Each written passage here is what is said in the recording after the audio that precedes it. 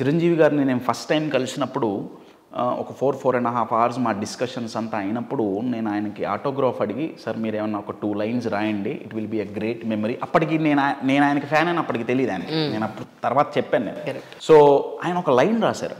ఆయన ఏమన్నారంటే, I'm really proud because my fan boy has become my personal coach. అంటే నా ఫ్యాన్ బాయ్ నా పర్సనల్ కోచ్గా అవ్వటం అనేది నాకు చాలా ఆనందకరమైన మూమెంట్ అనేది. అది యూజువల్గా చాలామంది ఒప్పుకోరు, right? So it's a great journey అండి. కరెక్ట్. సార్ ఎస్పెషల్లీ ఇప్పుడున్న కాలమాన పరిస్థితుల ప్రకారం కొన్ని క్వశ్చన్స్ నేను నోట్ చేసుకున్నాను. ఒక ప్రేమించిన వ్యక్తిని నమ్మాలన్నా, మన కన్న పిల్లల్ని మనం నమ్మాలన్నా, ఓకే, మన లైఫ్ పార్ట్నర్ని, ఫ్రెండ్ని, ఒకే అపార్ట్మెంట్లో ఉన్న వాళ్ళని, లేకపోతే ఎవ్రీడే మనం కలిసే మనుషులు, ఆఫీస్లో కానీ బయట కానీ పర్సనల్ లైఫ్లో ఎక్కడైనా సరే, నమ్మకం అనేది ఈ రోజున ఒక్క పెద్ద క్వశ్చన్ మార్క్ అయిపోయింది. ఎవరిని నమ్మాలి అసలు? ఎందుకంటే సార్, ఇంతకుముందు అబద్ధం చెప్తే చాలా ఈజీగా గుర్తుపట్టేవాళ్ళం. ఓ వీళ్ళు ఇలాంటి వాళ్ళు అని గుర్తుపట్టేవాళ్ళం. ఇప్పుడు గుర్తుపట్టనంతగా యాక్ట్ చేస్తున్నారు. అంటే అబద్ధం చెప్తే ఏదో ఇటుకు మీద ఇటుకు పెట్టి ప్లాస్టరింగ్ చేసేసి, ఇప్పుడు పెయింట్ వేసి పిఓపి కూడా చేసేస్తున్నారు మొత్తం. అసలు కొంత జర్నీ చేసేసి, ఓహో వీళ్ళు ఇలాంటి వాళ్ళ అని తెలిసిన తర్వాత చేసిన తప్పుకి పశ్చాత్తాపడి ఆ దెబ్బకి ఆయింట్మెంట్ పూసుకొని పెచ్చుగట్టి ఆ తర్వాత మచ్చపడి ఆ మచ్చ మన శరీరంలో కలవనంతగా బాధపడే రోజుల్లో మనం ఉన్నాం ఇప్పుడు, రైట్ నౌ. సో మీ ఉద్దేశ ప్రకారం కొన్ని ఇంపార్టెంట్ ఎలిమెంట్స్ ఏమన్నా, కొన్ని ఇంపార్టెంట్ పాయింట్స్ ఒక్క మనిషిని గుర్తుపట్టడానికి, అమ్మాయినైనా అబ్బాయినైనా పిల్లలనైనా, ఎందుకంటే పిల్లల్ని కూడా మనం నమ్మి ఎంతో బయటికి పంపిస్తాం. అది స్కూల్కి కావచ్చు, బర్త్డే పార్టీకి కావచ్చు, వాళ్ళు ఎక్కడికైనా వెళ్ళాలనుకుంటే అక్కడికి కావచ్చు, ఎక్కడికైనా సరే. బట్ కానీ మన దగ్గర ఉండే పిల్లలు వేరే. 4 గోడలు మన ఇల్లు దాటి బయటికి వెడితే ఆ పిల్లలు ఎలా ఉంటారో మనం చెప్పలేకపోతాం. సో వాళ్ళు చెప్పేది నిజమా అబద్ధమా, మనం ఎలా అసెస్ చేసుకోవాలి? అసలు ఒక మనిషిని ఎలా గుర్తిస్తాం మనం? నేను జనరల్గా ఆన్సర్ ఇస్తున్నాను. జనరల్గా ఇచ్చే ఆన్సర్ ఏంటంటే, ఒక వ్యక్తిని ఒక విషయంలో మనం నమ్మాలి అంటే ఏమండి, మనం దేని గురించైతే ఆ డిస్కషన్స్ అవి నడుస్తున్నాయో వాటి గురించి ఒక క్లారిటీ మనకు ఉండాలండి. ఇది ఫస్ట్. నేను ఒక ఎగ్జాంపుల్ ఇస్తాను.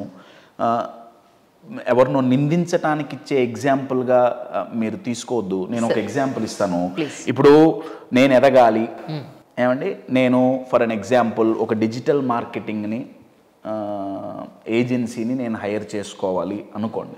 నా డిజిటల్ మార్కెటింగ్ అనే ప్రోడక్ట్ వాళ్ళు అమ్మేయాలి నాకు కదా.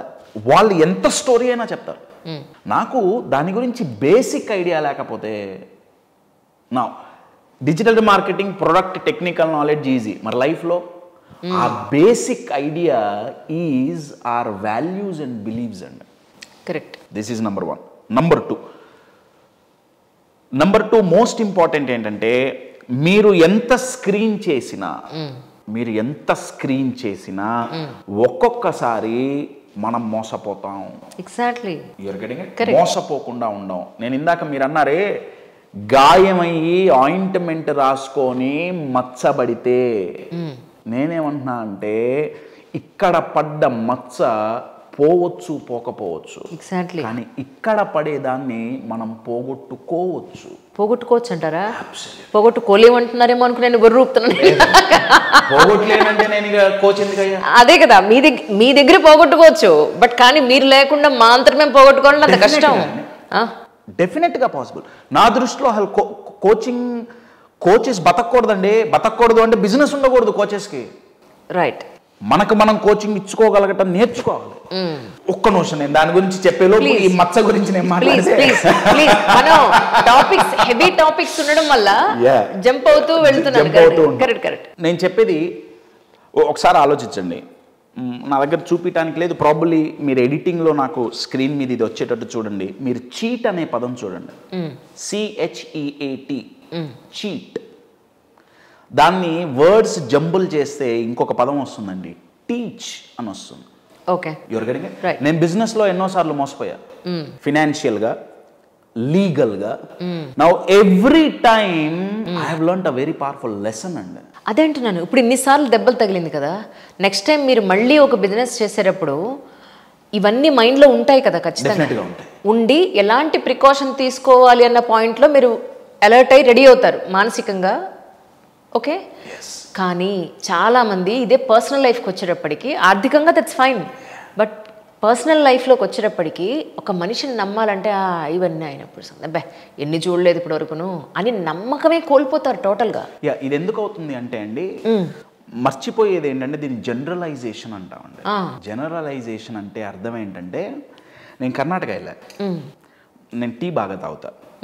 మన ఇక్కడ తెలుగు రాష్ట్రాల్లో గేదె పాలతో టీ అలవాటు, కర్ణాటకలో ఆవు పాలు. నేను చదువుకోవడానికి కర్ణాటకలో నేను 14 ఏళ్ళు ఉన్నా.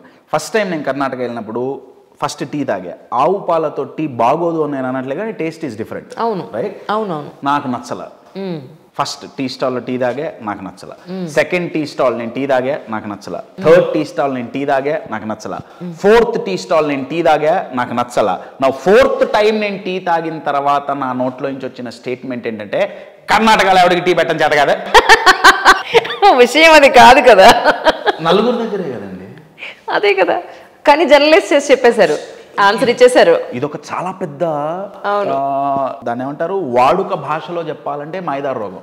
అదే కదా, ఇప్పుడు ఈ డివోర్స్ చూసి చాలా మంది అమ్మ బాబాయ్ ఈ పెళ్ళిళ్ళు మాకొద్దు, ఈ పిల్లల్ని చూసి అమ్మ బాబాయ్ మాకు పిల్లలు వద్దు అని వెనక్కి వెళ్ళిపోతున్నారు. సీరియస్లీ నేను ఎగ్జాంపుల్ చెప్తాను అండి. ఇప్పుడు డిప్రెషన్కి దీన్ని సైంటిఫిక్ పదంలో ఒక పదం వాడాలి అంటే దీనికి ఒక పేరు పెట్టారండి.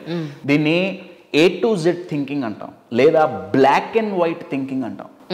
బ్లాక్ అండ్ వైట్ అయితే ఇంకా బాగా అర్థం అవుతుంది. బ్లాక్ అండ్ వైట్ థింకింగ్ అంటే అర్థం ఏంటంటే, వాళ్ళు లైఫ్లో ఈదర్ వైట్ని చూస్తున్నారు లేదా బ్లాక్ని చూస్తున్నారు. మర్చిపోయింది ఏంటంటే మధ్యలో చాలా కలర్స్ ఉన్నాయి. Correct. Either they see only positive, positive positive positive, నమ్మటం నమ్మటం, నమ్ము నమ్ము నమ్ము నమ్ము నమ్ము, దెబ్బ కొడుతుంది. ఎనాలిసిస్ ఉండదు, ప్రికాషన్ ఉండదు.